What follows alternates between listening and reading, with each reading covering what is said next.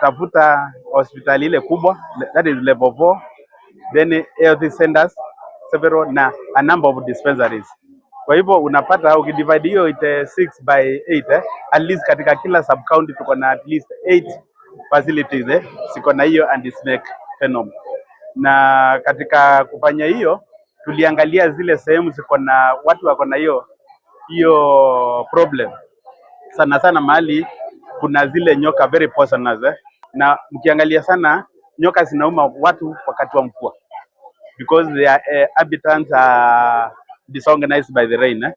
So kama December alone KCRH tulipata 11 patients na out of those 11 hatukuwa na fatality, wote tulimanage kwa treat. Kwa hivyo ile quality tuko nayo saa hizi ni quality mzuri sana.